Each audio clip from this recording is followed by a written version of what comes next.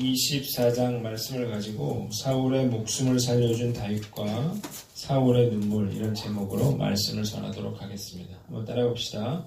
사울의 목숨을 살려준 다윗과 사울의 눈물. 자, 우리가 계속해서 사무엘상을 강해를 하고 있습니다. 우리 지난주에 우리가 23장에는 어떤 내용이 있었나요? 이 다윗이 그일라 사람들에게 배신을 당한 그런 내용이 나와 있고, 그리고 이제 그 다윗을 잡으러 이제 사울이 군사를 끌고 올라와서 이제 산을 에워싸고 올라갔죠. 그래서 완전히 이제 포위해서 다윗을 붙잡아 죽일 수 있는 그런 상황이었는데 블레셋이 쳐들어왔다는 그런 이야기를 듣고 사울이 이제 내려가게 되는, 그래서 극적으로 다윗이 살아남는 그런 이야기를 우리가 살펴봤습니다. 오늘은 사무엘상 24장을 두 부분으로 나눠서 한번 생각해 보려고 합니다. 첫 번째는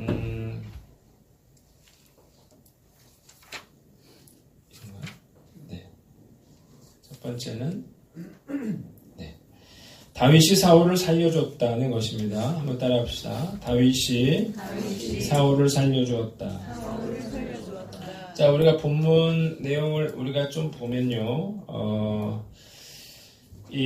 아까 얘기했던 것처럼 그 블레셋이 쳐들어왔다는 소식을 듣고 사울이 이제 그 산을 내려가게 됐어요. 내려갔다가 이제 다시 왕궁으로 돌아와서 무슨 소식을 듣냐면 다윗이 엔게디 광야에 있다는 소식을 들어요. 그러자 또다시 그 3,000명의 정예병을 각 지파별로 이렇게 그 3,000명을 이끌고 다윗을 잡으러 엔게디 광야로 갑니다. 자, 그런데 이제 그 군사들을 이끌고 다윗이 숨어 있는 곳들을 이제 막 수색을 하는 그런 상황에서 사울 왕이 이제 용변을 보기 위해서 이제 어떤 굴로 찾아 들어가게 됩니다. 자, 그런데 문제는 그 많은 동굴 중에서 사울이 그 용변을 보러 들어간 그 굴에 바로 다윗과 그 부하들이 숨어 있었다는 거예요. 자, 다윗과 이 부하들이 이 굴 속에 있는데 누가 들어오는 거죠. 깜짝 놀랐죠. 그런데 더 놀란 것은 이 용변을 보러 들어온 사람이 바로 사울 왕이었다는 사실을 그들이 알았다는 거예요. 도망만 다니던 그런 다윗에게, 그리고 정말 이 앞장에서는 죽을 뻔한 그런 상황에 있던 다윗에게 복수를 할 수 있는 절호의 그런 기회가 찾아왔습니다. 이 들어온 자가 바로 사울 왕이라고 하는 사실을 알게 된 다윗의 부하들이 다윗에게 이렇게 이야기를 합니다. 4절을 보니까 다윗의 사람들이 이르되 보소서 여호와께서 당신에게 이르시기를 내가 원수를 내 손에 넘기리니 내 생각에 좋은 대로 그에게 행하라 하시더니 이것이 그날이니이다. 자, 다윗의 부하들은 어떻게 이런 일이 일어날 수 있습니까? 어떻게 그 많은 굴 중에 자기들이 숨어 있는 굴로 사울이 들어올 수 있을까요? 이것은 그 사울을 죽이라는 하나님의 뜻이라고 이제 부하들이 그렇게 이야기를 합니다. 자, 그러자 다윗이 그 사울에게 가까이 갔어요. 가까이 가서 어떻게 했냐면 사울의 겉옷 자락을 이제 베어냅니다. 그런데 이걸 잘라내고 나서 마음에 찔림이 있었어요. 그래서 오늘 6절을 보니까 뭐라고 말합니까? 내가 손을 들어 여호와의 기름 부음을 받은 내 주를 치는 것은 여호와께서 금하시는 것이니 그는 여호와의 기름 부음을 받은 자가 됨이니라. 그렇게 말을 했어요. 그래서 이 다른 그 부하들에게 절대로 사울 왕을 해치지 말라 이렇게 당부를 하게 됩니다. 자, 볼일을 마치고 중간부 좀 닫아주세요. 볼일을 마치고 그리고 이제 사울이 골 밖으로 빠져나가게 됐어요. 자, 우리가 이런 상황에서 다윗의 마음을 한번 생각을 해봐야 됩니다. 지금 얼마 전에 정말 죽을 뻔했었고 지금 이 도망 다니고 피해 다니고 이 굴 속에 숨어 있고 이런 생활을 지금 완전히 청산할 수 있는 그런 좋은 기회였습니다.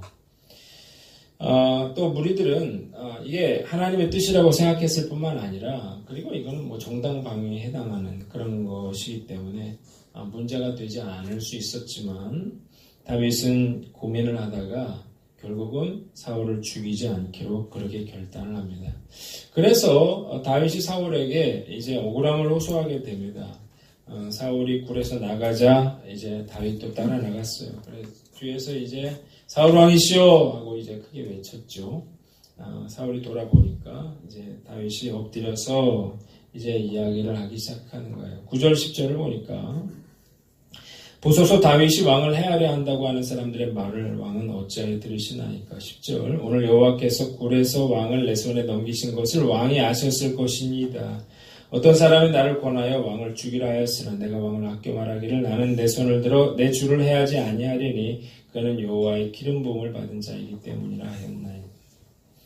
자, 얼마든지 사울 왕을 죽일 수 있었지만 나는 왕을 해치지 않았다는 사실을 알렸습니다. 11절 보세요. 내 아버지여 보소서 내 손에 있는 왕의 옷자락을 보소서. 내가 왕을 죽이지 아니하고 겉옷자락만 베었은즉 내 손에 악이나 죄가가 없는 줄을 오늘 아실지니이다. 왕은 내 생명을 찾아 해하려 하시나 나는 왕에게 범죄한 일이 없나이다. 죽일 수 있었다는 걸 보여줬어요. 그리고 나는 왕을 죽이지 않았다. 나는 결백하다. 그렇게 말했어요. 12절을 보세요. 여호와께서는 나와 왕 사이를 판단하사 여호와께서 나를 위하여 왕에게 보복하시려니와 내 손으로는 왕을 해하지 않겠나이다. 다윗은 사울에게 앞으로도 내가 왕을 해치지 않겠다고 말을 했고요. 그리고 15절을 보니까 여호와께서 재판장이 되어 나와 왕 사이에 심판하사 나의 사정을 살펴 억울함을 풀어주시고 나를 왕의 손에서 건지시기를 원하나이다. 하나님께 호소하고 있어요. 하나님이 이 상황을 해결해 달라 그렇게 자기를 건져 주실 것을 구하고 있습니다. 자, 본문을 통해서 우리가 다윗이 왜 사울을 죽이지 않았는지 그 세 가지 이유를 찾아볼 수 있습니다. 자, 첫 번째, 사울을 죽이는 것이 하나님의 뜻이 아님을 깨달았기 때문이에요. 우리가 6절을 다시 보면요. 뭐라고 했습니까? 기름 부음을 받은 자를 내 줄을 치는 것은 여호와께서 금하시는 것이다. 그렇게 말을 했어요. 이 다윗이 사울을 죽이지 않은 이유는 그 사울을 죽이는 것이 하나님의 뜻이 아니라고 그가 생각을 했기 때문이었습니다. 두 번째는 심판은 하나님께 속한 것이라는 사실을 그가 알고 있었기 때문인데요. 12절을 볼까요? 자, 여호와께서 나를 위하여 왕에게 보복하시려니와 내 손으로는 왕을 해하지 않겠나이다. 자, 심판하시는 분은 하나님이라고 생각했어요. 그래서 그는 사울에게 손을 대지 않았습니다. 세 번째 이유는 본문에는 나와 있지 않지만 사울을 직접 죽이는 것은 요나단과의 언약을 어기는 것이었기 때문입니다. 사무엘상 20장 14절로 15절을 보면 요나단과 이렇게 언약을 했어요. 요나단이 뭐라고 말했냐면 너는 내가 사는 날 동안에 여호와의 인자하심을 내게 베풀어서 나를 죽지 않게 할 뿐만 아니라 여호와께서 너 다윗의 대적들을 지면에서 다 끊어버리신 때에도 너는 내 인자함을 내 집에서 영원히 끊어버리지 말아라. 자, 만약 다윗이 요나단의 아버지 사울을 죽인다면 요나단과의 관계가 어떻게 될까요? 이 다윗은 이 요나단과 한 그런 약속을 지켰습니다. 본문을 통해서 본문이 우리에게 주는 교훈이 몇 가지가 있는데요. 첫 번째는 우리가 양심을 저버리지 말아라는 것입니다. 한번 따라합시다. 양심을 저버리지 말라. 오늘 본문에 보니까 다윗은 이 사울의 겉옷을 벤 것으로도 그 마음에 찔림이 있었습니다.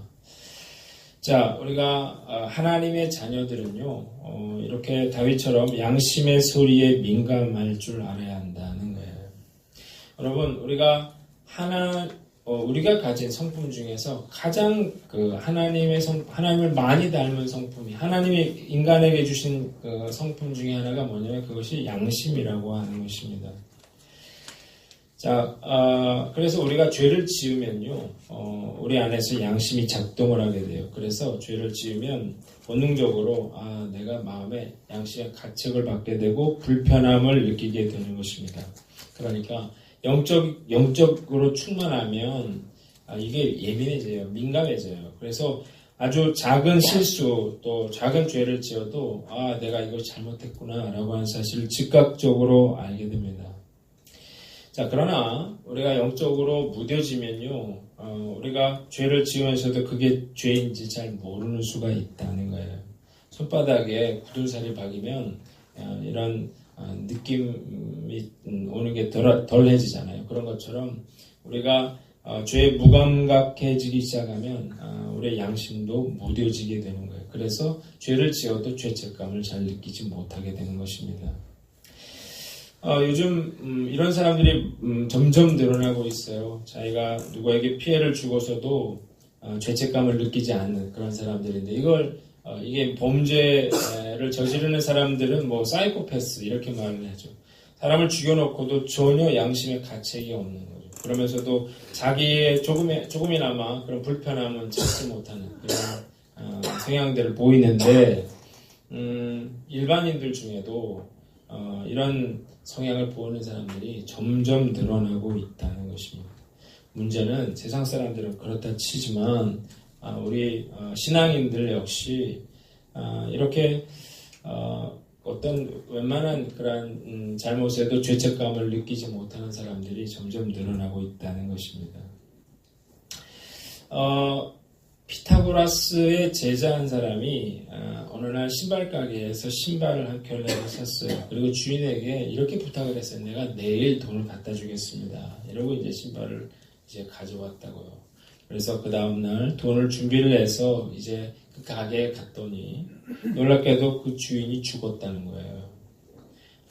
그래서 이 소식을 듣고 당황했지만 그러나 그 마음속에는 내가 신발을 공짜로 갖게 됐구나 라고 하는 그런 속으로 좋아하는 마음이 생기더라는 거예요. 그래서 모른 척하고 돌아왔어요. 자, 그런데 그날부터 마음의 양심이 작동을 하기 시작하면서 매일 마음이 불편하고 또 양심의 가책을 받기 시작하는 거예요. 그렇게 좋아 보이던 신발이 내가 공짜로 얻었다고 기뻐하던 그 신발이 이제는 흉측한 가시처럼 느껴지는 거예요. 그래서 그는 돈을 들고 그 사람의 집을 찾아가서 돌려주면서 이렇게 이야기를 했대요. 세상 사람들에게는 그가 죽었지만 저에게는 그가 살아있습니다. 이런 이야기를 했다고 합니다. 이 시대에 이런 크리스찬들이 필요하다는 것입니다. 우리가 법의 기준으로 나는 아무렇지도 않다. 그게 아니고 우리 양심의 소리에 귀를 기울일 줄 아는 그런 믿음의 사람들이 필요한 것입니다. 과거에는 이런 사람들이 참 많았어요. 그런데 교회 다니면서도 이런 사람 찾아보기가 쉽지 않습니다. 제가 좋아하는 시 중에 하나가 이제 윤동주 씨의 서시라고 하는 시인데 제가 한번 읽어보겠습니다. 죽는 날까지 하늘을 우러러 한 점 부끄러움이 없기를 잎새이는 바람에도 나는 괴로워했다. 별을 노래하는 마음으로 모든 죽어가는 것을 사랑해야지. 그리고 나한테 주어진 길을 걸어가야겠다. 오늘 밤에도 별이 바람에 스치운다.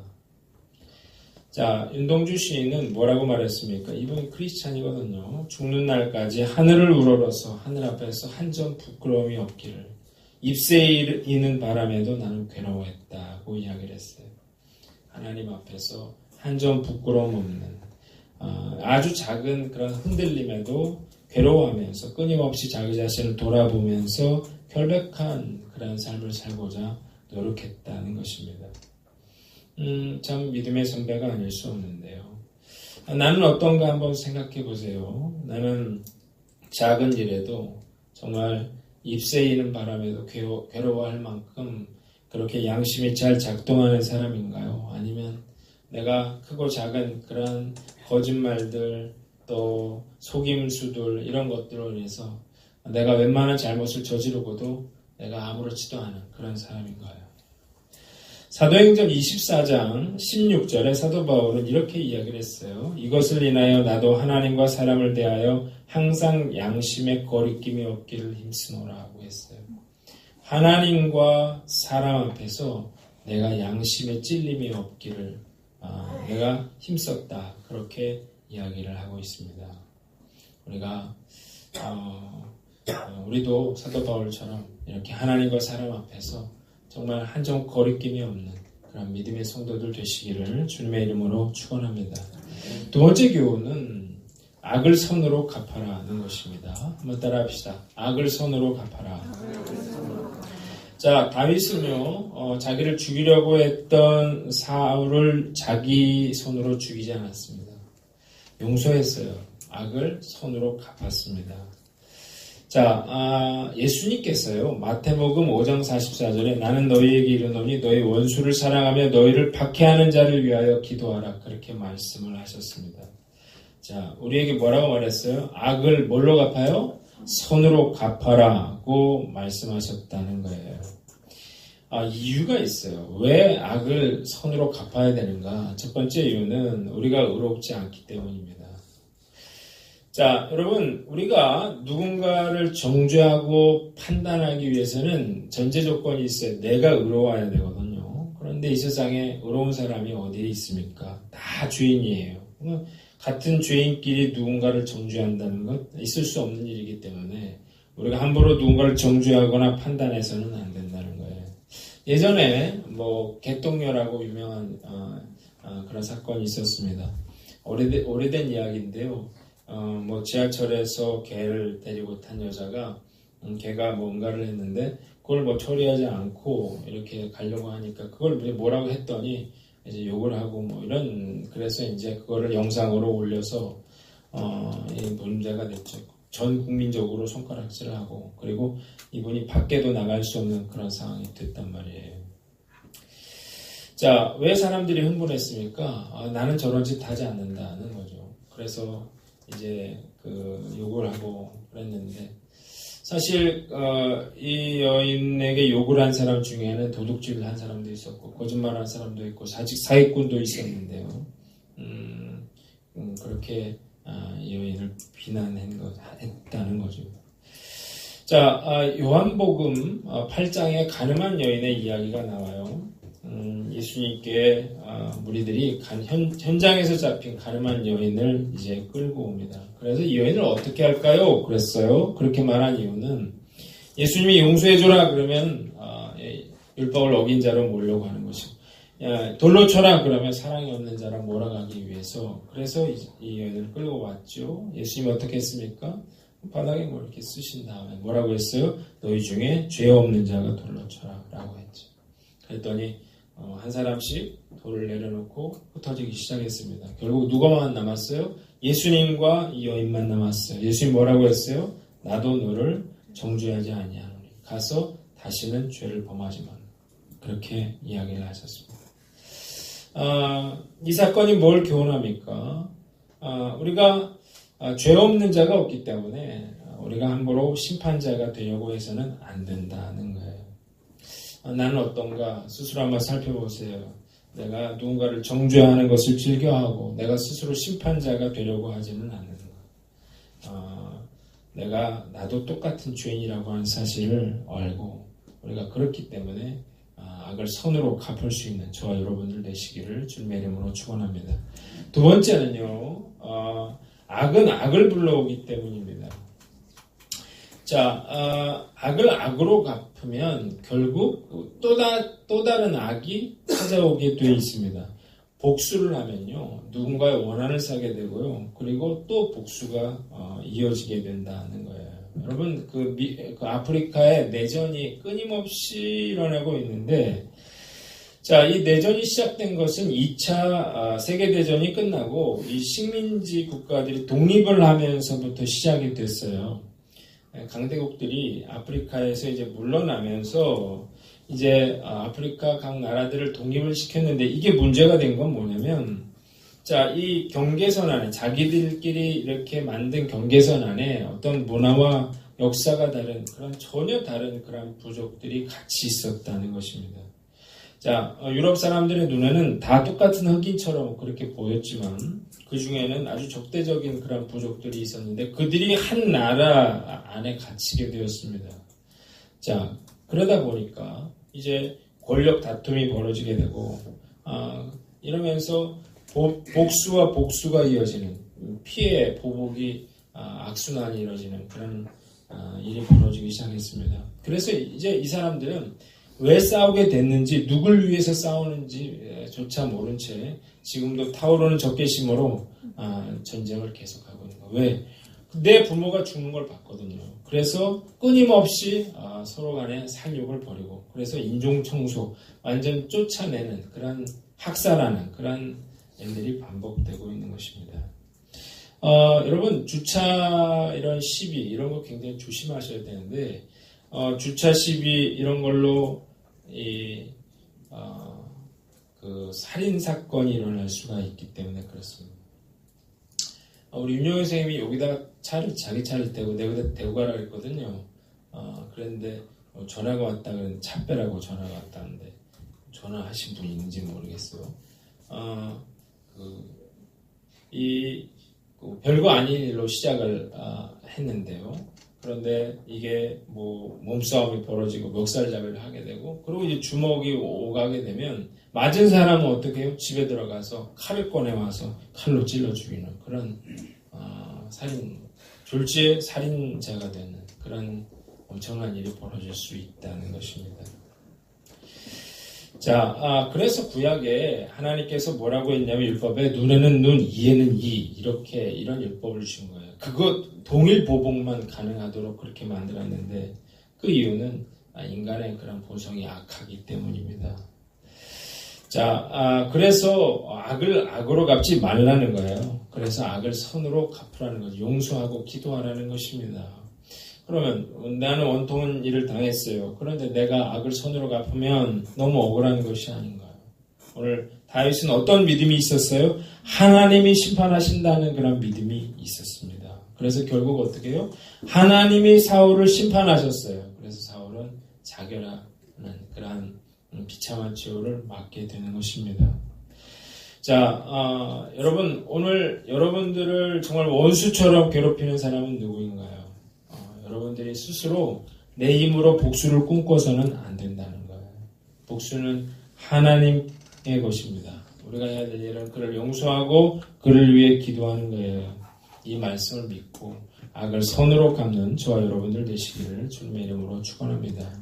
세 번째는 하나님의 약속과 섭리를 믿어라는 것입니다. 한번 따라합시다. 하나님의 약속과 섭리를 믿어라. 하나님의 약속과 섭리를 믿어라. 자, 보세요. 지금 용서를 실천했어요. 사울에게 악을 선으로 갚았습니다. 그런데요, 그리고 나서 달라진 게 없었다고요. 다윗은 계속해서 도망다니는 그런 시세가 됐고요. 그리고 사울은 언제 자기가 이랬냐는 듯이 계속해서 다윗을 죽이려 하는 그런 상황에 처하게 됐습니다. 이럴 때 어떤 마음이 들게 되기 쉽냐면 용서해봐야 내가 선을 행해봐야 결국 돌아오는 것은 나 이런 고통이 아니냐, 결국 악이 승하는 게 아니냐, 이런 생각을 할 수가 있습니다. 그런데요, 우리가 뭘 알아야 되냐면 그럼에도 불구하고 하나님의 역사가, 하나님의 섭리가, 하나님의 약속이 성취되어 가고 있다는 것입니다. 사무엘상 23장에 보면요, 요나단이 찾아와서 뭐라고 얘기를 하냐면 내가 왕이 될 걸 나도 알고 우리 아버지도 안다고 말했거든요. 근데 오늘 24장 본문에 뭐라고 나와요? 사울이 뭐라고 말하냐면 네가 왕이 될 걸 내가 안다고 얘기를 하는 거죠. 자, 뭘 알려주나요? 하나님의 뜻, 하나님의 섭리는 결국 이루어진다는 거예요. 어떤 일에도 중단되지 않는다는 것이죠. 내 눈에는 뭐 변화되는 게 하나도 없고 달라지는 게 하나도 없고 정말 손해만 보는 것 같아도 결국 하나님이 일하심을 우리는 믿어야 한다는 것입니다. 자, 이 약속과 섭리를 믿고 용기를 내서 악을 선으로 갚는 저와 여러분들 되시기를 주님의 이름으로 축원합니다. 마지막으로 두 번째 단락은 사울이 울면서 자기의 잘못을 인정했다는 것입니다. 한번 따라합시다. 사울이 울며 자신의 잘못을 인정했다. 자, 본문을 한번 살펴보면요. 오늘 16절을 보면 이제 사울이 뭐라고 말하죠? 자기가 목 놓아 울면서 이제 다윗이 내가 나보다 의롭다 이렇게 시인을 합니다. 보세요. 자, 내 아들 다윗은 이것이 내 목소리냐 하고 소리를 높여 울며 다윗에게 이르되 너는 나를 학대하되 너는 나를 선대하니 너는 나보다 의롭도다. 자, 그리고 뭐라고 얘기했어요? 다윗이 자신을 죽이지 않은 것을 인정했습니다. 18절을 보니까 자, 내가 나를 죽이지 아니하였도다 그랬어요. 그리고 사람이 그의 원수를 만나면 그를 평안히 가게 하겠느냐. 내가 행한 일로 말미암아 여호와께서 내게 선으로 갚으시기를 원한다. 자, 세 번째는요. 20절로 21절인데요. 자, 보라 나는 내가 반드시 왕이 될 것을 알고 이스라엘 나라가 내 손에 견고히 설 것을 아노니 그런즉 너는 내 후손을 끊지 아니하며 내 아버지의 집에서 내 이름을 멸하지 아니할 것을 이제 여호와 이름으로 내게 맹세하라. 다윗이 왕이 될 걸 인정을 하고요. 자기 가문의 안전을 부탁하게 됩니다. 자, 그리고 이제 다윗이 사울과 이제 헤어지게 되는 것입니다. 자, 그런데 우리가 생각해 볼 건 뭐냐면 사울이 이제 눈물을 흘렸거든요. 회개했거든요. 근데 이 회개에는 몇 가지 문제점이 있다는 거예요. 자, 사울의 회개의 문제점은 뭐냐면 이게 일시적이었다는 것이고 그리고 이게 행동으로 뒷받침되지 못했다는 거죠. 그가 정말 회개를 했다면 어떻게 해요? 그가 다시는 다윗을 죽이려 하지 말았어야 되는 것입니다. 그런데요, 그가 이제 돌아가서 26장 1절로 2절을 한번 보세요. 보니까 10사람이 기브아에 와서 사울에게 말하 이르되 다윗이 광야 앞 하길라산에 숨지 아니하였나이까 하매 사울이 일어나 십광야에서 다윗을 찾으려고 이스라엘에서 택한 사람 3,000명과 함께 십광야로 내려갔어 그랬습니다. 사울이 분명히 눈물을 흘리면서 자신의 악함을 고백했습니다. 그렇죠? 자, 그런데 오늘 26장에 보니까 언제 그랬냐는 것처럼 다시 군사들을 모아서 다윗을 잡으러 죽이러 가는 것을 우리는 볼 수 있습니다. 자, 이 사울의 회개는 회개인가요? 회개가 아닌가요? 회개라고 볼 수 없습니다. 그 이유는 뭐예요? 눈물을 흘렸지만 행동으로 뒷받침되지 못했기 때문입니다.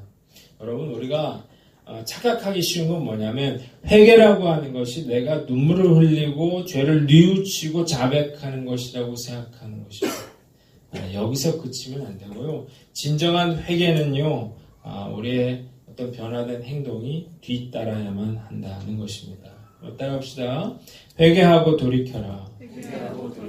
여러분, 한국 교회의 문제가 바로 여기에 있습니다. 한국 교회에 회개가 없나요? 한국 교회 회개하는 사람들 많아요. 예배 때마다 눈물을 흘리고 기도하면서 눈물을 흘리는 사람들이 얼마나 많은지 모릅니다.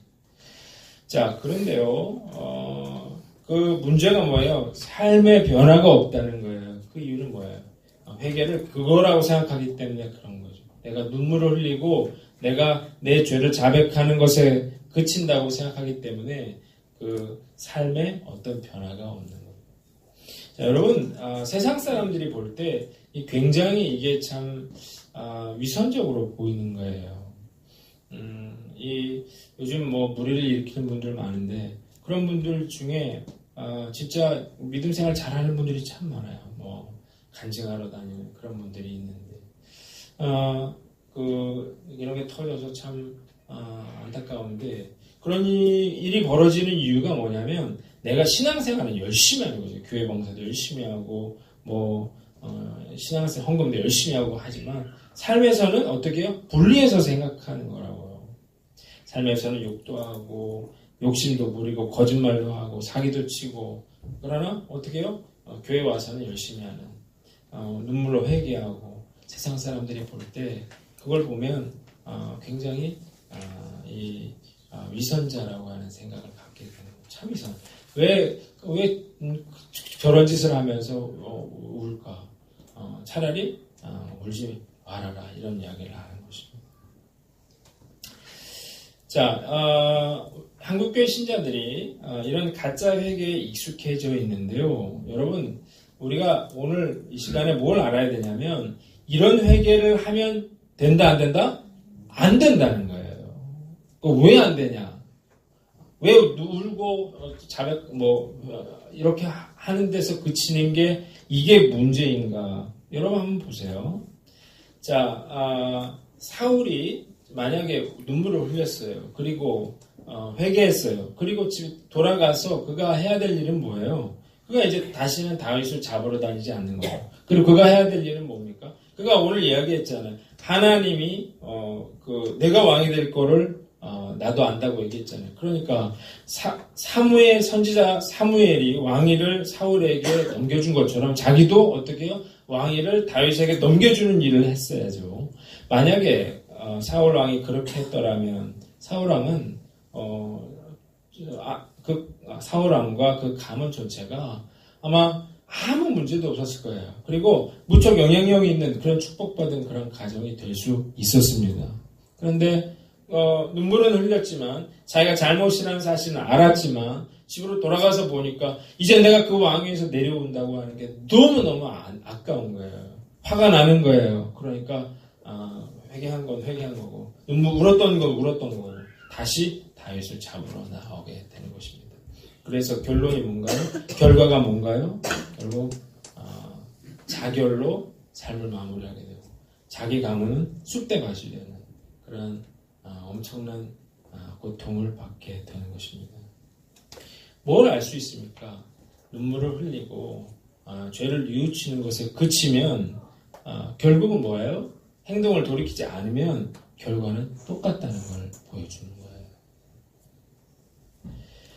거예요. 제가 찬양 사역을 처음에 시작을 했어요. 찬양 사역을 하면서 제가 느낀 게 뭐냐면 찬양 사역 집회를 할 때 사람들이 기도를 하면서 눈물을 흘려요. 그래서 나는 그것이 굉장히 의미 있다고 생각했고 어떤 삶의 변화를 기대했는데 그때뿐이고 돌아가서 똑같은 거예요. 돌아가서 전에 달라지지 않는 걸 보면서 제가 어떻게 생각하냐면 나는 여기까지 해야 되겠다. 나는 이 사역은 그만해야 되겠다. 그리고 이제 그 사역을 접고 제자 사역을 시작했어요. 그래서 지금 독서 사역도 하고 제자 사역도 했어요. 그렇게 11년을 해오면서 느끼는 건 뭐냐면 말씀의 기준을 세웠죠. 말씀을 가르쳤어요. 그런데 그렇다고 해서 사람이 변화되지는 않더라고요. 그러나 분명하게 말씀드리고 싶은 건 뭐냐면 그 말씀을 통해서 어쨌든 돌이켜야만 살 수 있다는 것입니다. 돌이켜야만 회복될 수 있다는 거예요. 하나님의 말씀에 순종할 때만 축복받은 삶을 살아갈 수 있다는 거예요. 자, 여러분 눈물이 아니라요. 뭐가 중요해요? 돌이키는 게 중요하다는 거예요. 울지 않아도 됩니다. 울지 않아도 돼요. 우리가 내가 삶의 결단을 하는 거예요. 하나님이 오늘 이 시간에 나에게 내 양심에 찔리는 뭔가가 있다면 내가 어떻게 결단하는 거예요? 내가 그것을 위해서 싸우는 것입니다. 나 자신과 하기 싫겠죠. 또 힘들겠죠. 그럼에도 불구하고 나 스스로와 치열하게 싸워야만 어떻게 해요? 내 삶의 변화가 일어나는 거예요. 돌이킴이 일어나는 거라고요. 그래야만 결국 망하지 않게 되는 것입니다. 자, 순종하느냐 안 하느냐는 그것이 결국 나에게 달렸어요. 오늘 말씀을 통해서 우리가 사울의 뒤를 따라가는 것이 아니라 사울도 회개를 했다는 사실을 알아야 됩니다. 사울도 인정했다는 사실을 알아야 돼요. 사울도 진심으로 눈물을 흘렸다는 사실을 알아야 돼요. 오늘 여기서 이야기를 듣고 눈물을 흘리는데 그치는 게 아니고 우리가 이 자리에서 깨달은 것들 우리가 삶으로 결단하는 저와 여러분들 되시기를 주님의 이름으로 축원합니다. 말씀 마치겠습니다. 오늘 두 가지 본문을 말씀드려서 첫 번째 다윗이 사울을 살려줬는데요. 우리가 다윗처럼 양심의 소리를 듣고 악을 선으로 갚고 하나님의 약속과 섭리를 믿으시기를 주님의 이름으로 축원합니다. 두 번째는 사울이 울면서